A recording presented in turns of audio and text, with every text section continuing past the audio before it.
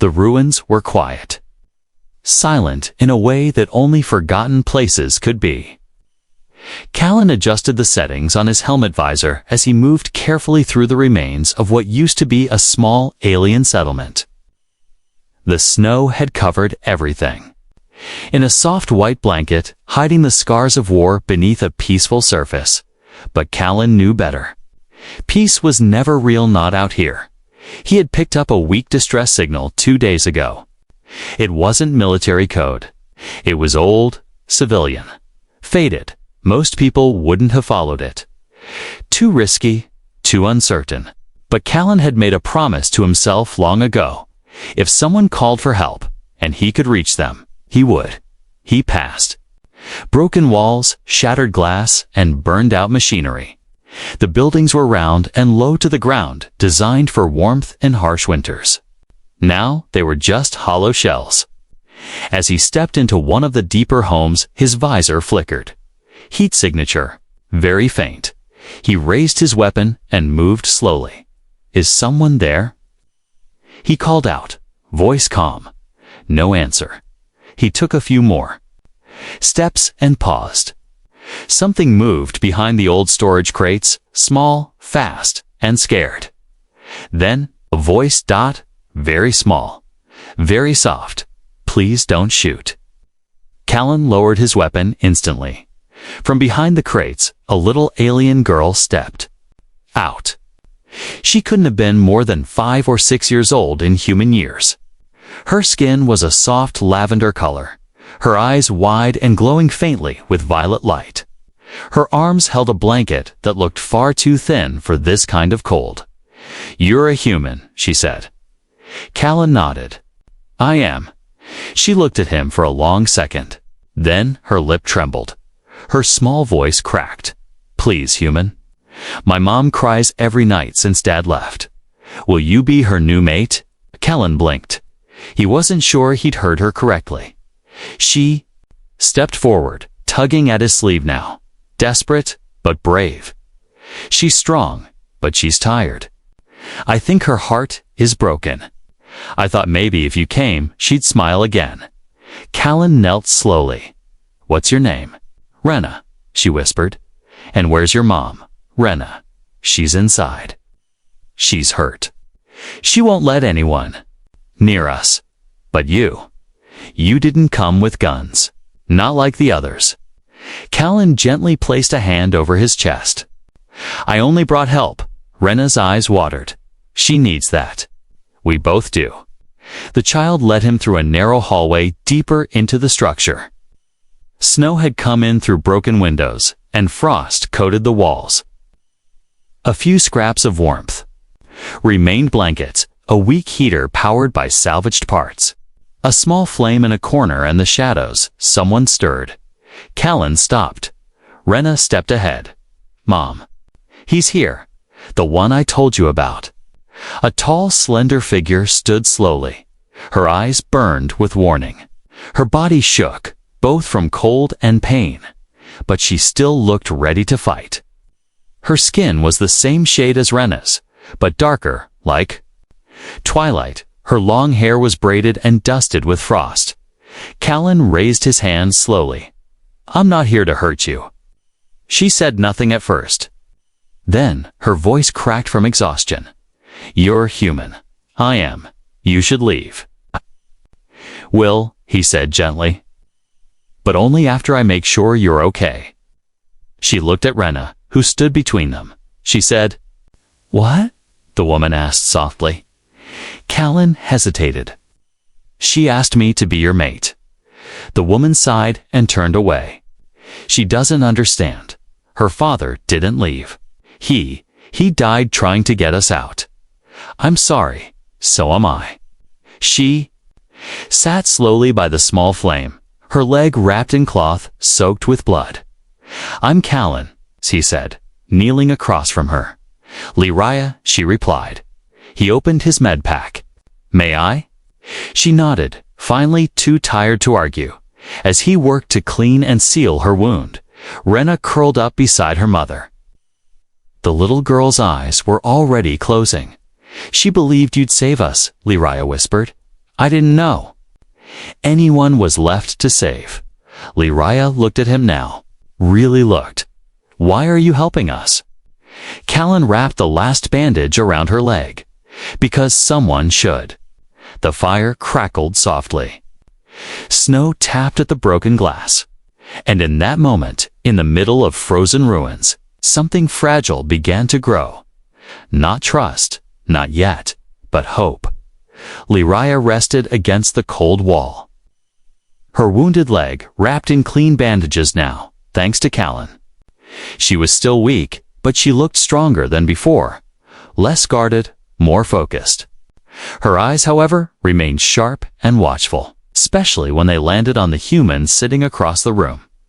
Callan sat with his back to the corner, working quietly on a portable heater unit. Rena, the little girl, slept peacefully between them, curled in a nest of blankets. Outside, the wind howled again, dusting the window with fresh snow. The old shelter creaked under the weight of the storm, but for now, they were safe. Liraya finally broke the silence. You shouldn't be here. Callan didn't look up. Probably not. Yet you stayed. I gave your daughter my word, he said simply. Liraya closed her eyes. She's too trusting. Or maybe she just hasn't learned to stop hoping. Liraya didn't respond. Instead, she pulled the blanket tighter over Rena's small body and sighed. She thinks you'll stay. That you'll be a new replacement. I know, Callan said softly. She asked me the moment we met. I'm not asking you to play that role. I wouldn't assume I could. Liraya glanced at him again.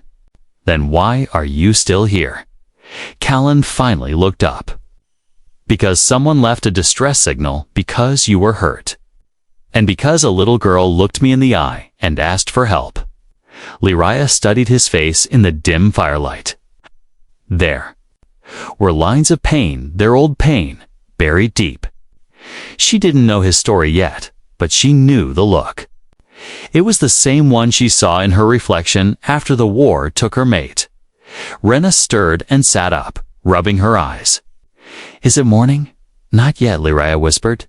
Sleep, little star. Rena looked around. You're still here? Human? Callan nodded. Still here? The girl smiled and laid her head on her mother's shoulder. Then we're safe.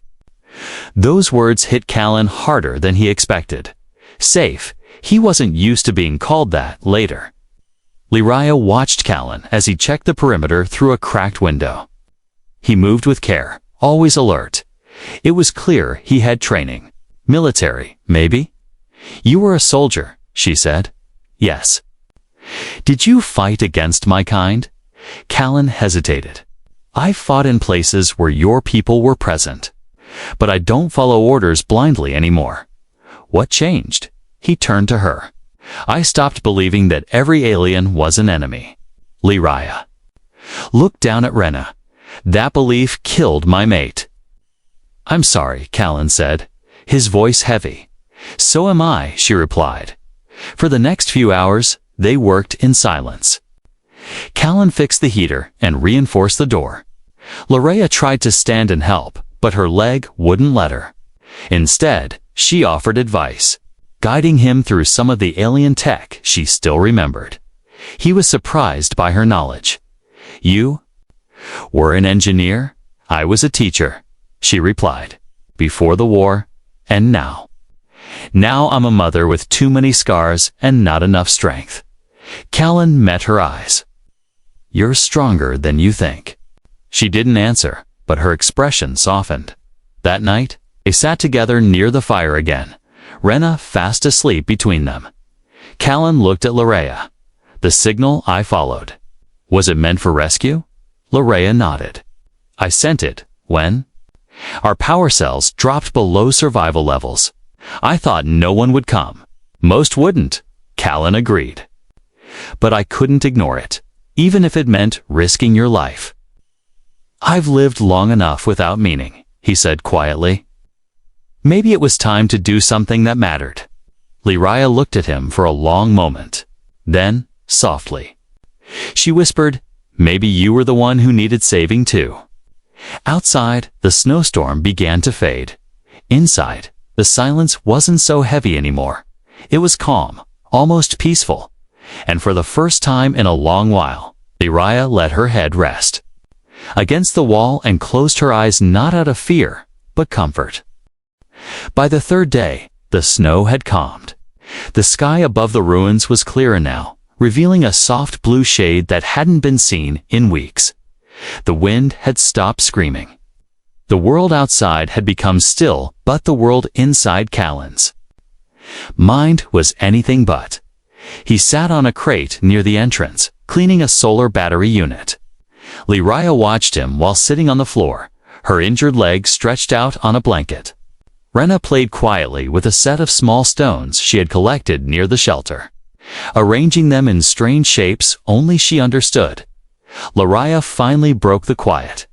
"You haven't asked me how he died." Callan looked up slowly. "Your mate?" he asked. She nodded. Her hands were in her lap, folded tightly. Her voice was calm, but behind her eyes was a storm. Callan waited. Uriah inhaled softly. "It was your people, human soldiers." His chest tightened. "We weren't soldiers," she continued. "Just travelers. My husband was a field medic. We had just left the outer colony when your gunships came. We hid, but they found us anyway. They said he looked like a fighter. They didn't ask questions." She stared at the ground now. "He tried to protect us. He told them to take him and leave us. So they did. But not the way he meant." Callan closed his eyes. He knew this story. Not her version, his. That mission, that planet. He was there. He had never known the names of the ones caught in the crossfire. He only remembered smoke, screaming. Orders barked without thought. One of his team had fired at a male alien, trying to shield a child. They said it was a trick. Maybe it was. Maybe a WASN, single quotes. Now he knew. "I'm sorry," Callan said, his voice low. Uriah looked at him. "I was there," he said. "I didn't pull the trigger, but I was part of the mission. I didn't know you. We're one of them. I didn't know there was a child involved. But it doesn't matter. I didn't stop it." Silence, long and deep. Uriah didn't move. Her face didn't change. But Rena suddenly looked up from her spot, eyes wide. You were with the men who took my dad," she whispered. Callan opened his mouth. No words came. Rena's small voice trembled. "You're one of the bad ones."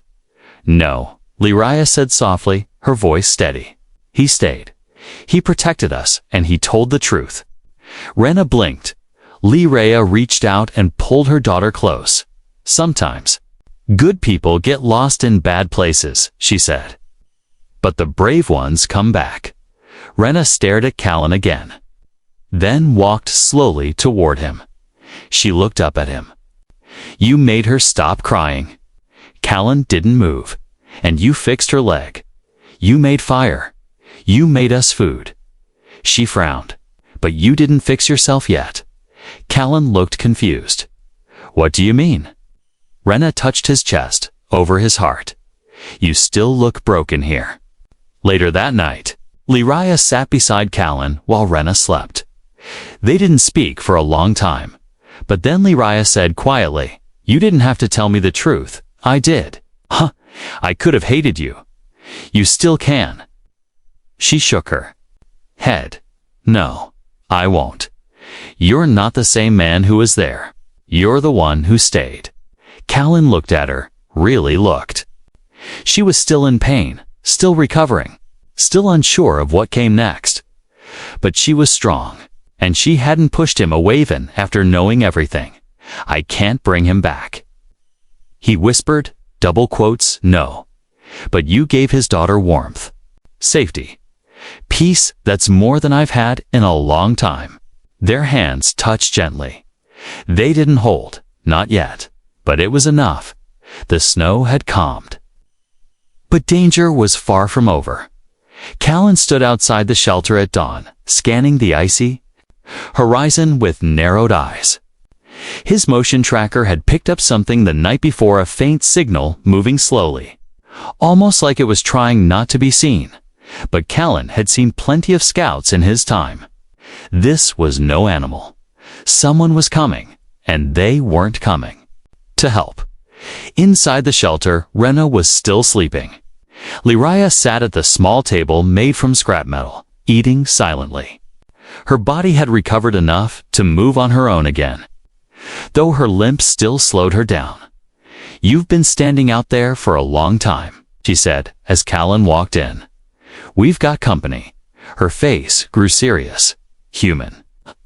"No," he said. "Worse," she swallowed. "Scavengers," Callan nodded. "2, maybe 3.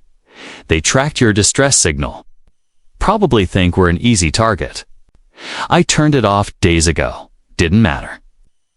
They're good at sniffing out weakness." Liraya stood up. "Then we show them we're not weak." The two worked quickly. Callan moved outside to set traps, like energy snares, pressure triggers, a silent alert system. Meanwhile, Liraya adjusted the shelter's inner door with some of her tech, turning it into a remote-locked seal in case of breach. Rena, wide-eyed, tried to help. Callan handed her a small sensor. "You stay inside. When this turns red, you hide." She nodded, clutching it tightly. "Will you protect Mom?" "Always," he said without hesitation. Rena surprised him with a sudden hug. "I believe you."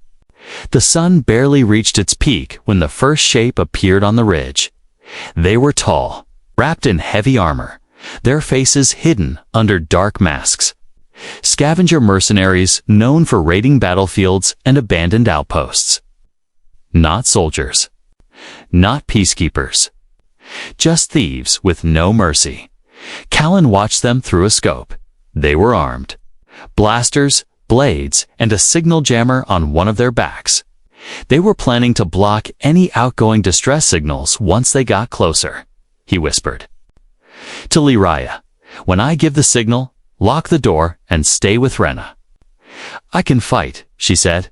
"I know," he said, looking at her. "But if I fall, she needs someone who won't." Liraya hesitated, then nodded. The first scavenger triggered a snare. A silent shock snapped his legs from under him. He screamed. Before the second one could react, Callan fired. One clean shot. Straight through the shoulder. He didn't kill him. Not yet. The last one dropped smoke and tried to flank the shelter. But Liraya was waiting as he stepped through the rear walls. Weak point. A blast of bright energy knocked him backward. Liraya had rigged a stun trap near the thermal core. The scavenger slammed into a wall, disoriented before he could get up. She pressed her weapon against his chest. "I'm not just a mother," she growled. Callan dragged the first two to the front of the shelter. They were unconscious, barely breathing. Liraya joined him, breathing heavily but still standing strong. Rena peeked out from behind the door. "Is it over?" she asked. Callan nodded. "For now." They stood in the snow together, the silence slowly returning. Liraya looked at the fallen scavengers. "They'll send more." "I know," Callan said. "But next time, they won't find a wounded widow and her daughter. They'll find a family willing to fight back." She turned to him. "Is that what we are now? A family?" He looked at her, then at Rena, who had walked up beside them and grabbed both their hands. Callan smiled, just a little. "Feels like it." That night, they sat close to the fire again. No words were needed for a while. The danger had passed. But the bond between them had grown deeper. Liraya finally broke the silence. "Thank you for fighting beside me. I didn't do it for thanks." "I know," she said. "That's what makes it matter." Rena looked at both of them. We stay like this forever." Callan and Liraya looked at each other. Then together they said, "We'll try." For the first time in weeks, there was peace. No alarms, no gunfire, No cold footsteps crunching through snow. Just silence. A silence that felt warm instead of empty. Inside the shelter, Callan sat beside the heating unit, carefully sewing a tear in his jacket. The firelight flickered across the walls, and soft crackling filled the space. The scavengers were gone, their gear stripped and buried under a snowbank far from the shelter. No one would come looking for them. Rena hummed to herself nearby, drawing pictures in the frost on the window with her finger. Lariah sat against a cushion, her injured leg wrapped better now, elevated and healing. The pain still lingered, but she had stopped wincing when she walked. She looked at Callan. "You saved us again." Callan didn't look up. "Not alone. You didn't have to stay," she said softly. "I know, but you did." "I wanted to," he replied. There was a silence between them, but not awkward. It was the silence of people who no longer needed to pretend. Lariah gently brushed her fingers through Rena's hair. The little girl had stopped asking every hour if Callan was going to leave. She had begun assuming he'd always be there. Lariah noticed that too. "She calls you her protector now," Lariah said, smiling faintly. "She gave me that name." Callan asked, surprised. "She made it up." She said Dad feels too small. Callan chuckled once. "Smart kid." "She is?" Then, quieter. "She's only smiling because of you." Later that evening, Callan cooked something simple from the supplies he had: protein cubes, rehydrated roots, and some spice they'd found in a hidden cabinet. It wasn't fancy, but it filled the room with warmth. Lariah tasted it and raised her eyebrows. "You can cook." "Survival forces you to learn," he said. "Still," she said, "you didn't just give us food. You gave us a reason to want tomorrow." They shared the meal as a quiet snowstorm danced outside. Rena talked the most telling stories, asking questions, even pretending to be a spaceship pilot. Lariah and Callan listened, smiled, and laughed. That night, after Rena had fallen asleep on a pile of blankets, Callan sat next to Lariah near the fire. She looked tired but peaceful. Her eyes shimmered in the dim light. The weight she had carried for so long, loss, fear, pain, seemed to sit lighter on her shoulders now. She turned to him. "Do you ever stop carrying it?" she asked. "What?" "The guilt," she whispered. He didn't answer right away. Then, "No, but you learned to carry it better." She looked down. "I still see him sometimes. My mate. In my dreams. He's standing by the door. Not angry, just distant." Callan nodded slowly. "I see faces too. Did you ever love someone?" she asked. "Not like that," he admitted. "I loved my team, my mission, but never like what you had." She looked at him carefully. "And now?" He looked at her this close. Her skin glowed gently, like moonlight on water. Her hair was braided again, fresh and neat, like she'd done it just to feel whole. Her eyes, once filled with suspicion, now held something softer. Now, he didn't know how to say it. But maybe he didn't need to. Lariah leaned forward and gently rested her head on his shoulder. "I don't want to forget him," she whispered. "You shouldn't. But I think I'm ready to stop crying." Callan nodded. "I'll be here when you do." They stayed like that for a long while, quiet and close. Two survivors, two broken souls, slowly becoming whole again.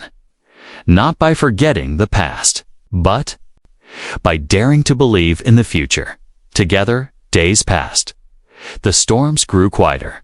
The sky stayed clearer. And for once, there was peace. The shelter now felt like a home. The fire was steady.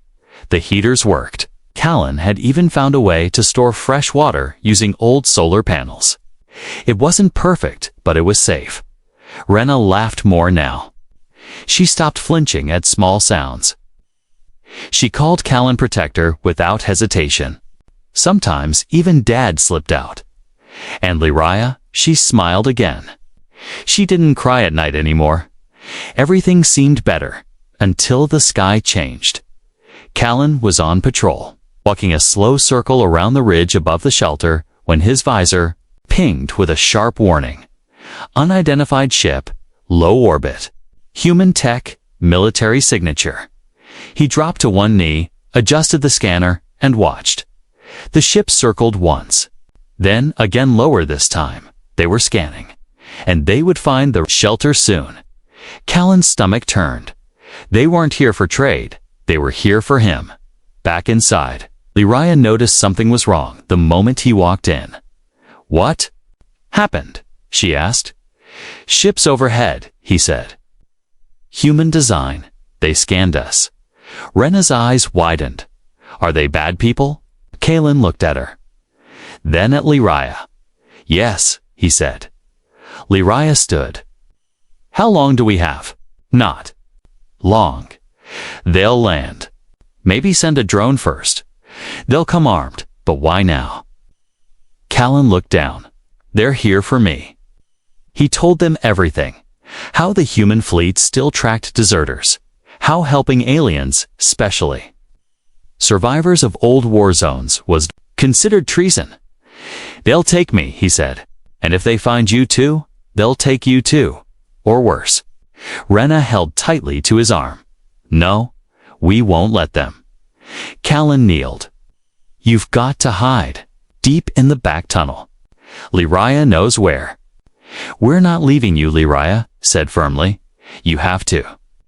"I'll lead them away." She stared at him, then whispered, "You don't have to keep saving us." Callan shook his head. "I'm not doing this because I owe you.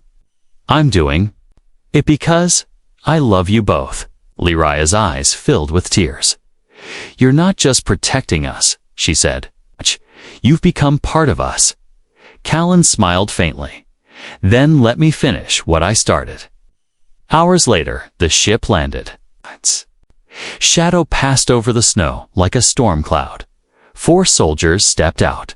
Black armor, rifles, helmets with mirrored visors. One carried a data pad. They approached the shelter. Callan stood outside, unarmed. One soldier raised a hand. "Callan Merrick." "That's me. You've been reported missing. You ignored recall orders. You're under arrest for desertion and violation of interspecies contact codes." Callan didn't move. "I'm not going with you. Then we'll take you by force." A small explosion went off near their boots, one of Callan's warning traps. They jumped back, weapons raised. Callan didn't run. He stepped forward. "If you touch anyone inside that shelter," he said coldly, "you'll regret it. You're outnumbered, not outmatched." Behind him, the old tech in the snow clicked motion sensors. Reprogrammed drones and scrap pulse mines he'd salvaged from the scavengers. The soldiers scanned the area. "Are you threatening Earth's military?" "I'm protecting my family." The leader hesitated. Then the second soldier whispered into his comms. A moment later, the ship responded. "Stand down. This is a non-critical zone. Signal lost on target. No signs of organized threat." The commander stared at CL, then turned and signaled his team. They walked away. Back to the ship, it lifted off within minutes. Disappearing into the sky, Callan dropped to one knee. His hands shook. He had faced worse before, but never for people. He loved Lyria, and Rena rushed out the moment the engines disappeared from the sky. "You're okay," Rena cried, hugging him tightly. Lyria helped him stand.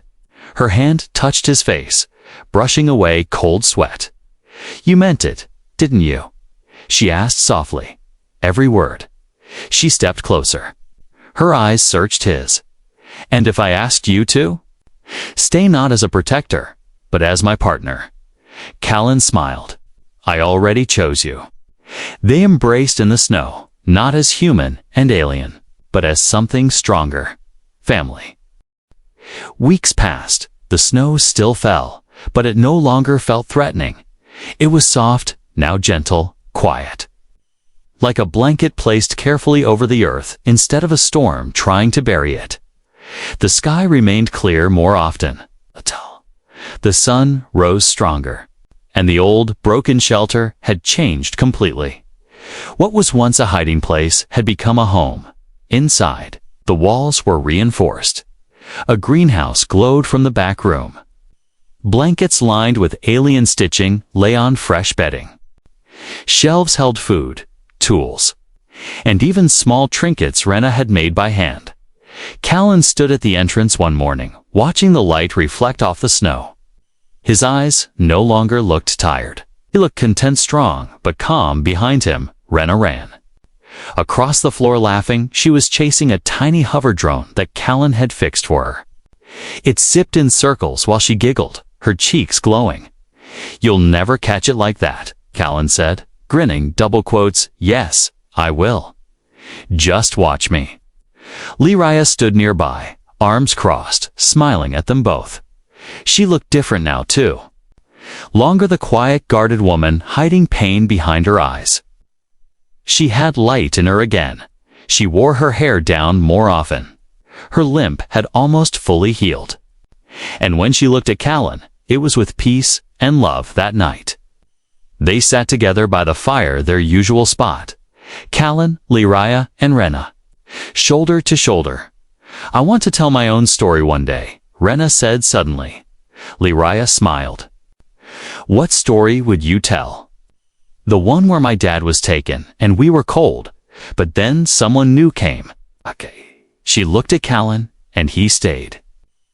Callan swallowed, touched. "You've already told the best part?" he said gently. Rena grinned. "No, the best part is still happening." Later, as Rena slept, Leraya and Callan stepped outside. The stars were out, millions of them, bright and beautiful. "We've come a long way," she whispered. "We have." Callan agreed. They stood quietly, shoulder to shoulder. "Do you ever miss your old life?" she asked. He thought about it. "Sometimes. I never felt complete back then. And now?" He turned to her. "You and Rena. You filled a space I didn't know was empty." She reached for his hand. He held hers tightly. "Then stay," she whispered.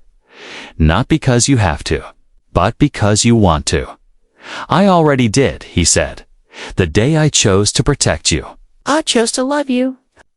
Leraya leaned in and kissed him, soft, slow, and warm, like everything they'd been through had led to this one quiet, perfect moment.